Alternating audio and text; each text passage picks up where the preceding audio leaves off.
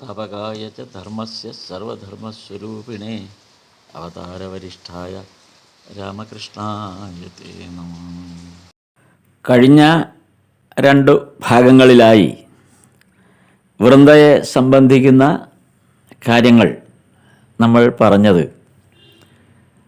ആദ്യം മാഷ് മഹാശയൻ ഭഗവാന്റെ മുറിയുടെ മുന്നിൽ വന്നു നിന്നപ്പോൾ വൃന്ദയുമായി സംസാരിച്ചതും, പിന്നീട് രണ്ടാം ഭാഗത്തിൽ നമ്മൾ പറഞ്ഞ് അവസാനിപ്പിച്ചത് ഭഗവാനെ ആ ഭഗവത് സ്വരൂപത്തിലൂടെ റാണി രാസമണിയും ജാമാതാവ്, അതായത് മകളുടെ ഭർത്താവ് മധുരനാഥ് വിശ്വാസുമൊക്കെ എങ്ങനെയാണ് ഭഗവാനെ കണ്ടത് എന്നുള്ള കാര്യങ്ങളായിരുന്നു. അതോടൊപ്പമാണ് മൂന്നാമതായി ആ ഒരു ബോധതലത്തിലേക്ക് വന്ന ഒരാൾ വൃന്ദ ആയിരിക്കും, അല്ലെങ്കിൽ ആയിരിക്കാൻ സാധ്യതയുണ്ടെന്നുള്ള ഒരു നിഗമനത്തിലാണ് നമ്മൾ. തീർച്ചയായും വൃന്ദയെ സംബന്ധിക്കുന്ന വിശദാംശങ്ങളൊന്നും ഭഗവത്ലീലയിൽ വചനാമൃതത്തിലോ ഒന്നും തന്നെ പരാമർശിച്ചിട്ടില്ല. ആകെ രണ്ടു ഭാഗത്ത് വൃന്ദയെക്കുറിച്ചുള്ള സംഭാഷണം വരുന്നു എന്ന് മാത്രം.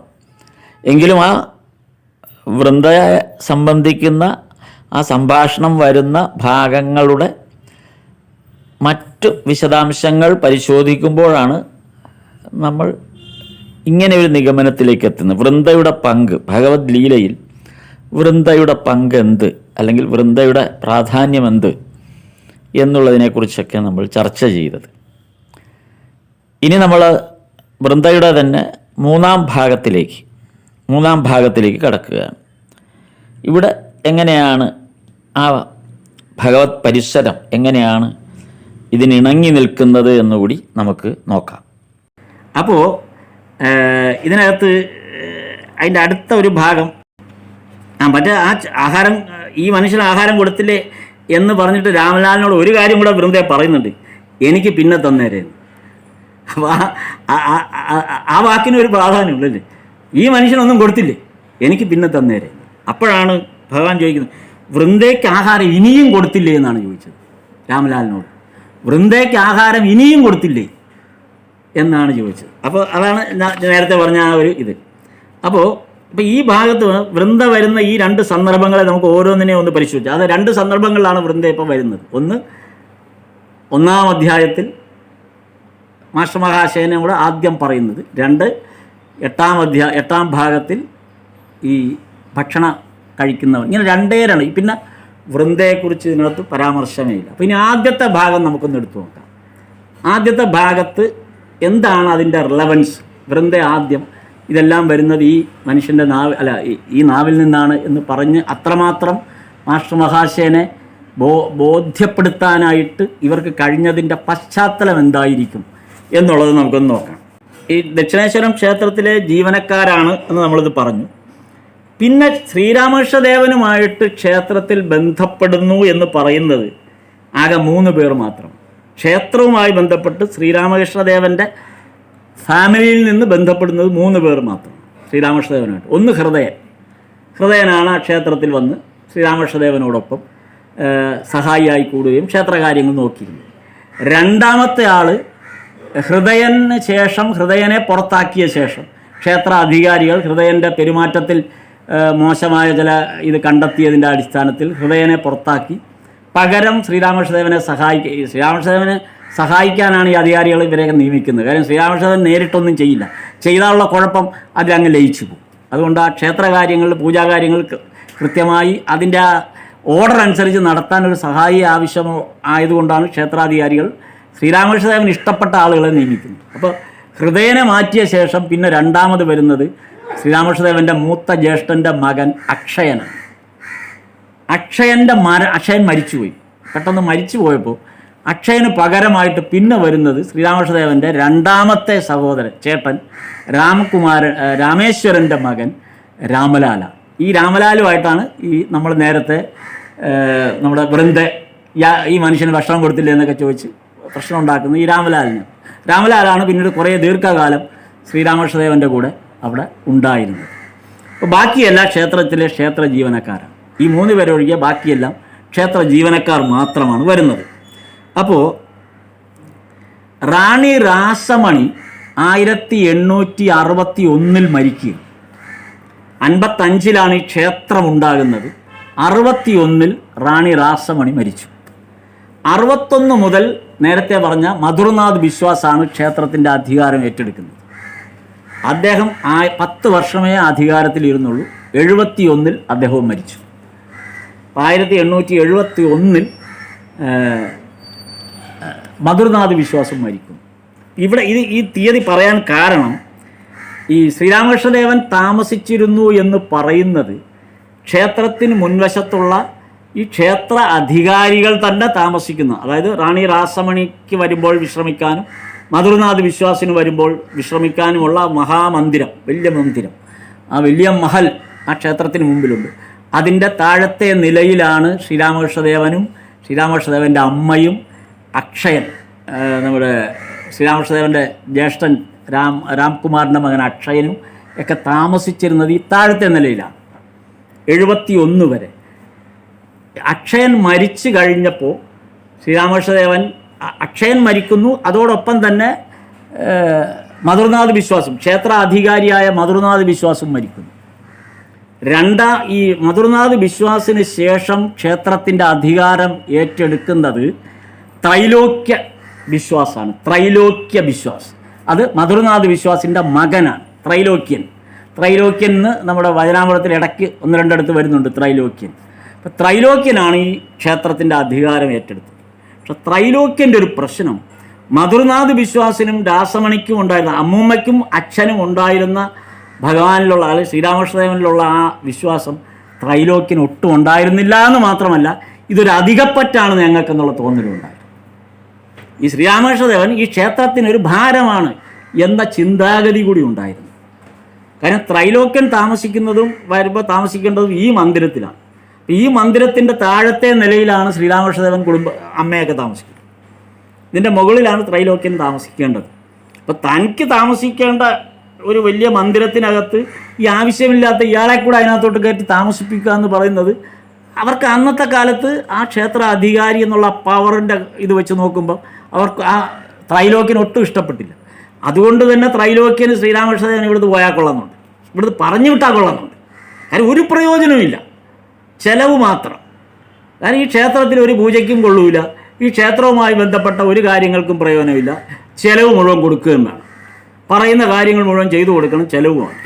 കാരണം അതിൻ്റെ ഒരു പ്രശ്നം എന്തെന്ന് വെച്ചാൽ മധുർനാഥ് ബിശ്വാസ് ഒരു ക്ഷേത്രം സംബന്ധിച്ച ഒരു രേഖ, പ്രമാണം എഴുതിയുണ്ടാക്കി മധുർനാഥ് ബിശ്വാസ് നേരത്തെ. അതായത് എൻ്റെ കാലശേഷവും ശ്രീരാമകൃഷ്ണദേവൻ ഇവിടെ താമസിക്കണം എന്ന് മധുർനാഥ് ബിശ്വാസിന് ആഗ്രഹമുണ്ടായിരുന്നു. അത് ശ്രീരാമകൃഷ്ണദേവനോട് പറഞ്ഞപ്പോൾ ശ്രീരാമകൃഷ്ണദേവൻ സമ്മതിച്ചില്ല, ഉറപ്പ് പറയാൻ പറ്റില്ല, പറഞ്ഞു അല്ല ഇവിടെ താമസിക്കണം.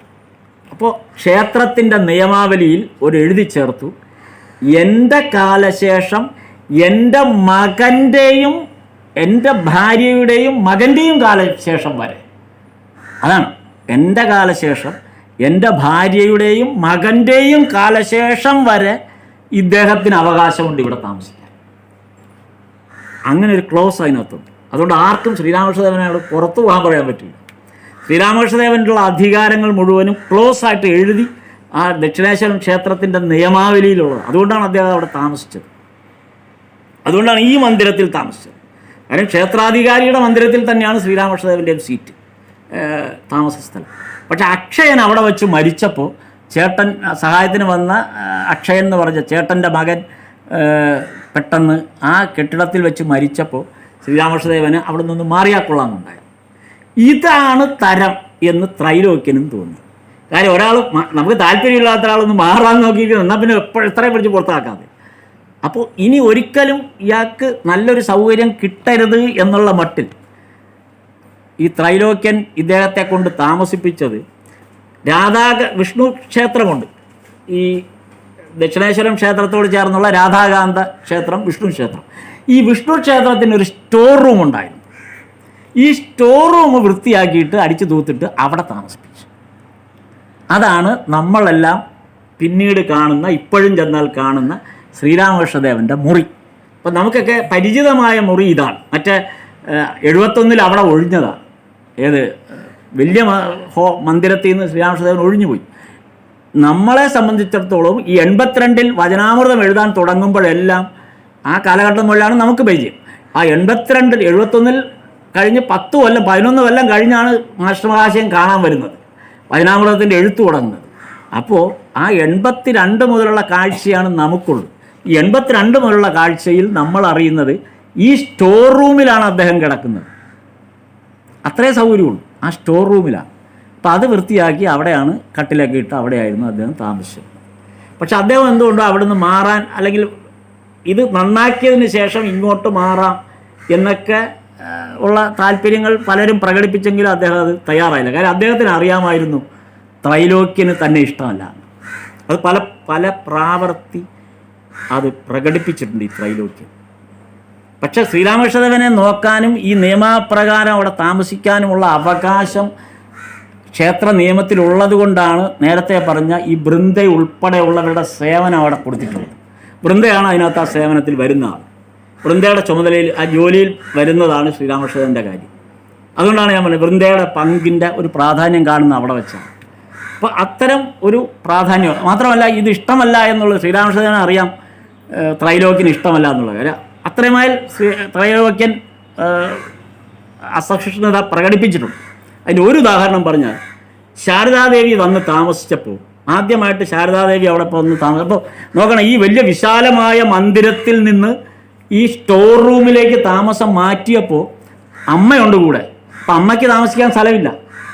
അങ്ങനെയാണ് നഹബത്ത് എന്ന് പറയുന്ന ആ സംഗീതശാലയുടെ മുകളിലത്തെ മുറിയിലേക്ക് അമ്മ മാറുന്നത്.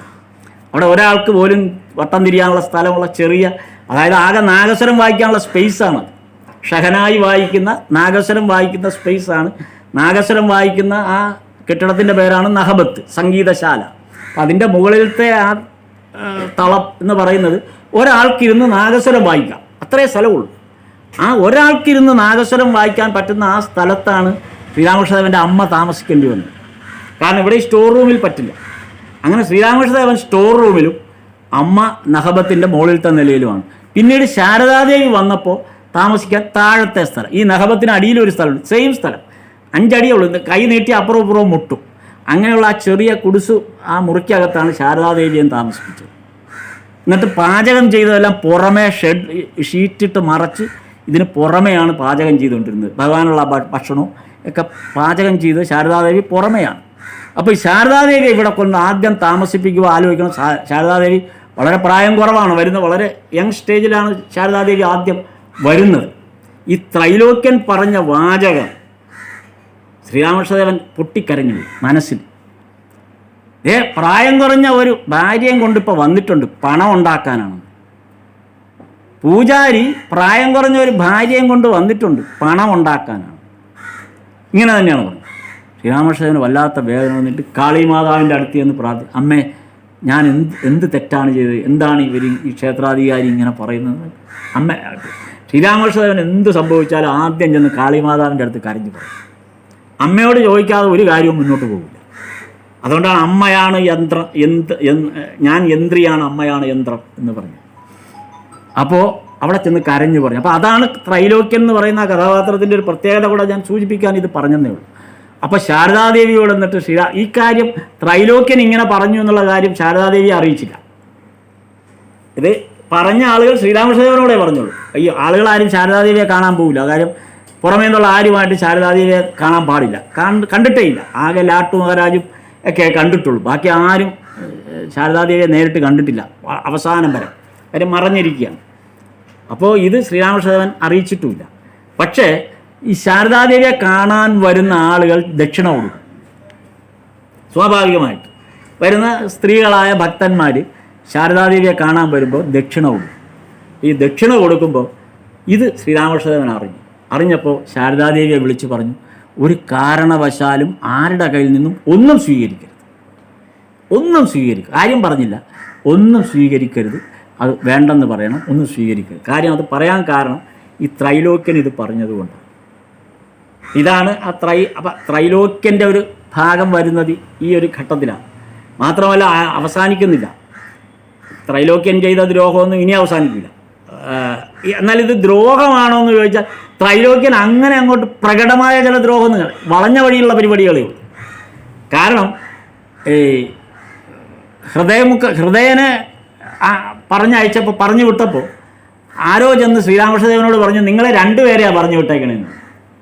അപ്പോൾ ശ്രീരാമകൃഷ്ണദേവൻ ഒന്നും ആലോചിച്ചില്ല, നേരെ എല്ലാം കൂടെ എടുത്ത് പൊതിഞ്ഞു കെട്ടി പോകാൻ നേരത്ത് ത്രൈലോക്യൻ തന്നെയാണ് വന്ന് പറഞ്ഞത്, അങ്ങോട് ഞാൻ പറഞ്ഞില്ലല്ലോ അങ്ങ് ഇവിടെ തന്നെ നിൽക്കണം എന്ന് ത്രൈലോക്യൻ തന്നെയാണ് പറഞ്ഞത്. അങ്ങനെയാണ് അദ്ദേഹം തിരിച്ചു വന്ന് അവിടെ താമസിക്കുന്നത്. ഈ ത്രൈലോക്യൻ ചെയ്ത ഒരു പദ്ധതി എന്തെന്ന് വെച്ചാൽ, ശ്രീരാമകൃഷ്ണദേവന് സുഖമില്ലാതായപ്പോൾ, കണ്ഠരോഗം വന്നിട്ട് ക്യാൻസറിൻ്റെ ഇത് വന്നപ്പോൾ ശ്രീരാമകൃഷ്ണദേവനെ ചികിത്സിക്കാനായിട്ട് ഭക്തന്മാരെല്ലാവരും കൂടെ ഷാംപുക്കൂർ എന്ന് പറഞ്ഞ ആദ്യം ഒരു സ്ഥലത്ത് പോയി, അവിടുന്ന് ഷാംപുക്കൂറിലാണ് ഷാംപുക്കൂർ എന്ന് പറഞ്ഞ ഒരു കെട്ടിടത്തിലാണ്, അവിടുത്തെ ഒരു കെട്ടിടത്തിൽ താമസിപ്പിച്ചു. പക്ഷെ അവിടെ താമസിക്കാൻ ബുദ്ധിമുട്ടുണ്ട്. കാര്യം വെച്ചാൽ അവിടുത്തെ അന്തരീക്ഷം മലിനമാണ്. കാര്യം ഈ കൽക്കരി കൊണ്ടാണ് അവിടെയൊക്കെ അടുപ്പുകൾ കത്തിക്കുന്നത് ചുറ്റുപാടും. ഈ പൊടി മുഴുവൻ അന്തരീക്ഷത്തിൽ നിറഞ്ഞിട്ട് ശ്രീരാമകൃഷ്ണദേവന് ചുമയും, അന്തരീക്ഷം നല്ലതല്ല. ഇപ്പോൾ ഷാംപുക്കൂറിലെ താമസം മുന്നോട്ട് പോകാൻ ബുദ്ധിമുട്ടാണ്. ഒന്നാമത് പട്ടണത്തിൻ്റെ നടുക്കായതുകൊണ്ട്.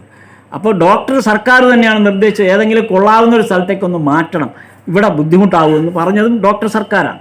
അപ്പോൾ ശ്രീരാമകൃഷ്ണദേവൻ പറഞ്ഞു, ഇനി വേറെ വീടൊന്നും കാര്യം നോക്കുമ്പോൾ ഈ ഭക്തന്മാർക്കൊക്കെ വലിയ ബുദ്ധിമുട്ടാണ്, എന്നെ ഇനി ഇങ്ങനെ വേണ്ട, നിങ്ങളൊരു കാര്യം എന്നെ തിരിച്ച് ദക്ഷിണേശ്വരത്ത് കൊണ്ടാക്കിയാൽ മതി, ഞാൻ അവിടെ കാര്യം അവിടെയാണല്ലോ എൻ്റെ ഞാൻ ദക്ഷിണേശ്വരത്തേക്ക് പോയി താമസിച്ചോളാം, അതുകൊണ്ട് അവിടെ എൻ്റെ സ്ഥലത്തേക്ക് എന്നെ തിരിച്ചു കൊണ്ടുപോയിക്കോളാം. അപ്പോൾ പിന്നെ എല്ലാവരും വിചാരിച്ചെന്നാൽ അങ്ങനെ ആവട്ടെ, അദ്ദേഹത്തിനും താല്പര്യം അതാണെങ്കിൽ നേരെ ദക്ഷിണേശ്വരത്ത് ചികിത്സ അവിടെ നടത്താം, അങ്ങോട്ട് കൊണ്ടുപോകാം എന്ന് വിചാരിച്ചു.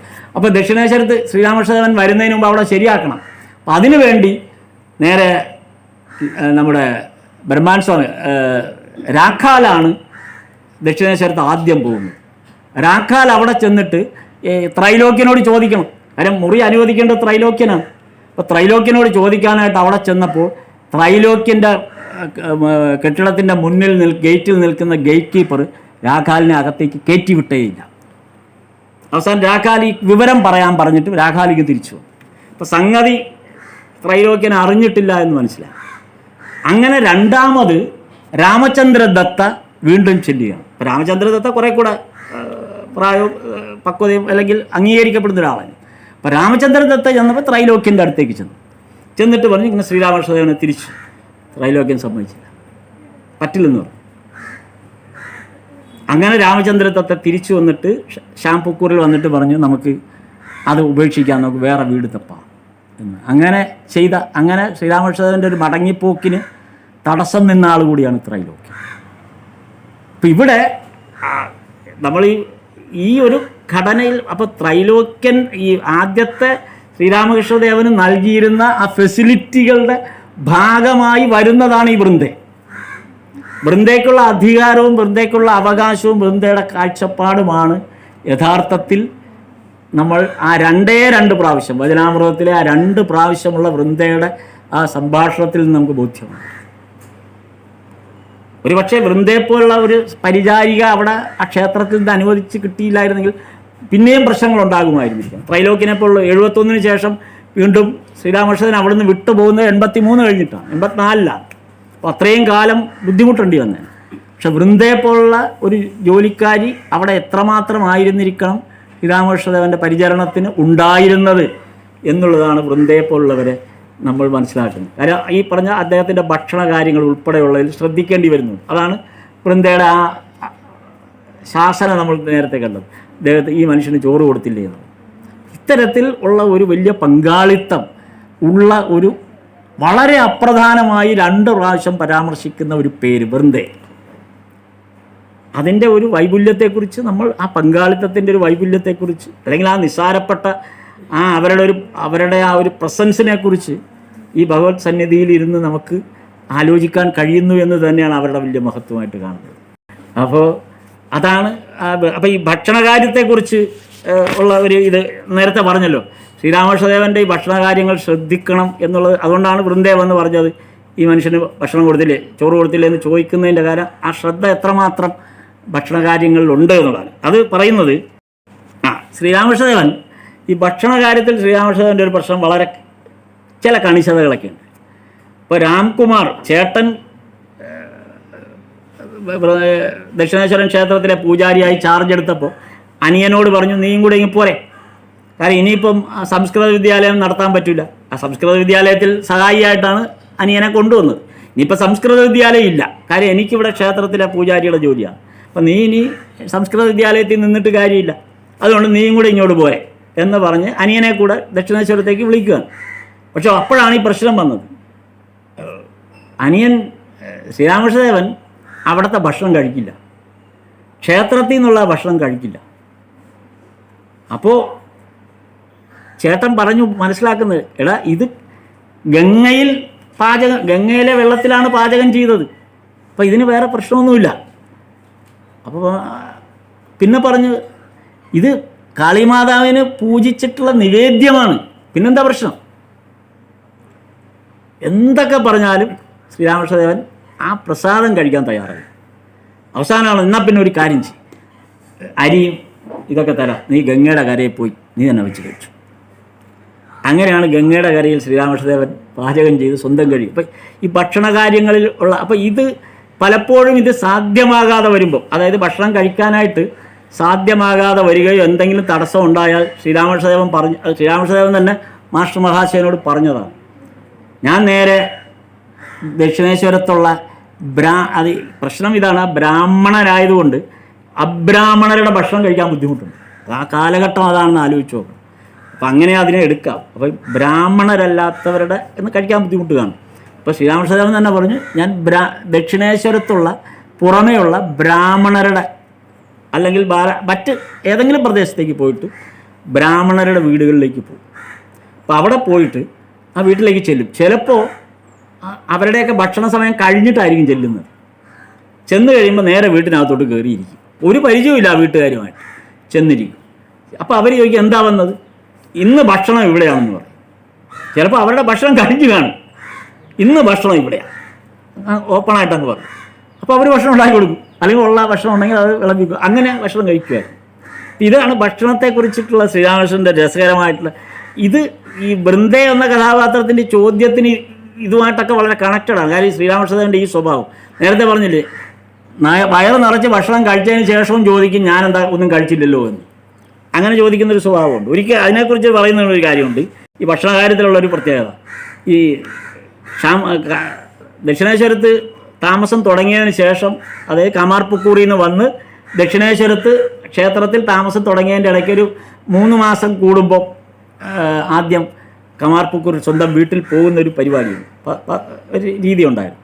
3 മാസം കൂടുമ്പോൾ ഒന്ന് പോകും. അപ്പോൾ വീട്ടിൽ പോയൊരു ദിവസം രാത്രി ഇങ്ങനെ വൈകുന്നേരം അത്താഴമൊക്കെ കഴിഞ്ഞു വീട്ടിലെല്ലാവരും സ്ത്രീകളെല്ലാം അടുക്കളയെല്ലാം ക്ലീനാക്കി കഴുകി പാത്രമൊക്കെ കമത്തി ശ്രീരാമകൃഷ്ണദേവൻ അദ്ദേഹത്തിന് കിടക്കാനുള്ള മുറിയിൽ പോയി കിടന്നു. സ്ത്രീകളെല്ലാം കൂടെ അവരുടെ മുറിയിൽ കിടക്കുന്നു. എല്ലാവരും കിടന്ന് കഥകെ കിടച്ച് കിടന്നു. 12 മണിയായപ്പോൾ ഇദ്ദേഹം ചാടി എണീറ്റു, എനിക്ക് വിശക്കുന്നു. അപ്പോൾ നീ ഭക്ഷണം കഴിച്ചു? അല്ല, എനിക്ക് വിശക്കുന്നു, എനിക്ക് വല്ലാതെ വിശക്കുന്നു, എനിക്ക്. അപ്പോൾ ബാർലി ഒന്നും ഇരിപ്പില്ല, കൊടുക്കാനൊന്നും ഇരിപ്പില്ല, എനിക്ക് വല്ലാതെ വിശക്കുന്നു. പിന്നെ ആവശ്യമുണ്ട്, വെറുതെ എന്തെങ്കിലും പോലെ എനിക്ക് നല്ല മധുരമുള്ളതെല്ലാം വേണം. അവസാനം ഈ രാമലാലൻ രാത്രി 12 മണിക്ക് ഒരു ബേക്കറി തപ്പിപ്പോയി. എന്നിട്ട് അയാളുടെ വീട്ടിൽ പോയി ആ ബേക്കറി ഉടമയെ ഉണർത്തി കട തുറന്നിട്ട് 2 റാത്തൽ ഹലുവ വാങ്ങിച്ചുകൊണ്ടു. എന്നിട്ട് ഇത് വെച്ചു കൊടുത്തു. അപ്പം അമ്മ അവിടെ ബാർലിയും മലരും അതൊന്നും കഴിച്ചില്ല, അതൊക്കെ കഴിച്ചു. സംഭവിച്ചത് ഈ രാത്രി 12 മണിക്ക് എണീറ്റിരുന്ന ആൾ ഈ 2 റാത്തൽ ഹലുവയും കഴിച്ച് ബാർലിയും കഴിച്ചു, മലരും കഴിച്ചു. ഇതാണ് ഭക്ഷണത്തിലുള്ളൊരു പ്രത്യേകത. ഇത് ദക്ഷിണേശ്വരത്ത് വന്നും ചെയ്തിട്ടുണ്ടെന്ന് പറഞ്ഞു. ദക്ഷിണേശ്വരത്ത് ഇത് സംഭവിച്ചിട്ടുണ്ട്. ദക്ഷിണേശ്വരത്ത് ഇതേപോലെ ഭഗവാൻ രാത്രിയായപ്പോൾ ചിലപ്പോൾ ചാടി എണീറ്റിട്ട് പറയും, എനിക്ക് വല്ലാതെ വിശക്കുന്നു, ഭക്ഷണം തരും. ഈ ഭക്ഷണം കഴിക്കുന്ന ആരാണെന്ന് പിന്നീട് വ്യക്തമാക്കുന്നുണ്ട്. ഭഗവാന്റെ വയറിൻ്റെ ആദിയല്ല എന്നുള്ളത് പിന്നീട് ഭഗവാൻ വ്യക്തമാക്കി കൊടുക്കുന്നുണ്ട്. അത് ഈ ഒരു സന്ദർഭത്തിലാണ്. ദക്ഷിണേശ്വരത്ത് വന്ന് ഇതുപോലെ മുറിയിൽ വന്നപ്പോൾ പെട്ടെന്ന് ഭക്ഷണം കഴിക്കണം അപ്പോൾ എല്ലാവരും അന്ന് മുറിയിലുണ്ടായിരുന്ന രാത്രി കൂടെ താമസിച്ച രാമലാലും ആരൊക്കെ ഉണ്ടായിരുന്നു അവരെല്ലാം കൂടെ ചാടി എണീറ്റ് ഭക്ഷണം വേണം എന്ന് ഭയങ്കര ബഹളം ഉണ്ടാക്കുക. ഉടൻ നേരെ ശാരദാദേവി എന്നുണ്ട് നഹബത്തിൽ, നേരെ അവിടെ ചെന്നു ശാരദാദേവിയോട് ഭഗവാൻ ഠാക്കൂർ ബഹളം വെക്കുന്നു, ഭക്ഷണം കൊടുക്കണം എന്ന് പറഞ്ഞു. ഉടൻ ശാരദാദേവി ചാടി എഴുന്നേറ്റ് അവിടെ അടുക്കള അവിടെ എല്ലാം പൂട്ടി വെച്ച് രാത്രി കിടന്ന് ഉറങ്ങിയതാണ്. എല്ലാം കൂടെ തുറന്ന് അവസാനം ഹലുവ ഉണ്ടാക്കി, ചൂടോടെ ഹലുവ പുതിയത് ഉണ്ടാക്കി, അതും ഏതാണ്ട് 2 റാത്തൽ വരും ഹലുവ ഉണ്ടാക്കി കൊടുത്തയച്ചു. അപ്പോൾ കൊടുത്തയച്ചത് നമ്മുടെ ഗോലാത്മായുടെ അടുത്താണ് കൊടുത്തയച്ചതെന്നാണ് അവിടെ അന്ന് ശാരദാദേവിയോടൊപ്പം താമസിച്ച ഒരു സ്ത്രീയുണ്ട്, ഒരു ഭക്ത, ശ്രീരാമകൃഷ്ണദേവൻ്റെ ഭക്തയാണ്, ഗോലാത്മ എന്നാണ് പേര്. അപ്പോൾ ഗോലാത്മയുടെ കയ്യിലാണ് കൊടുത്തയച്ചത്. ഗോലാത്മ ഈ 2 റാത്തൽ ഹലുവയായിട്ട് ശ്രീരാമകൃഷ്ണദേവൻ്റെ മുറിയിലേക്ക് പോകും. മുറിയുടെ വാതിൽക്കൽ ചെന്നിങ്ങനെ നോക്കുമ്പോൾ രാമലാൽ അവിടെ ഇരിക്കാനുള്ള പീഠമൊക്കെ തയ്യാറാക്കി വെച്ചിട്ടുണ്ട്. ശ്രീരാമകൃഷ്ണദേവന് ഇരുന്ന് കഴിക്കാനുള്ള പലകയൊക്കെ ഇട്ട് വെച്ചിട്ടുണ്ട്, റെഡിയാക്കിയിട്ടുണ്ട്. ഗോലാത്മ ആ മുറിയിലേക്ക് ചെല്ലുമ്പോൾ കാണുന്നത് വളരെ വലുപ്പമുള്ള ഒരാൾ.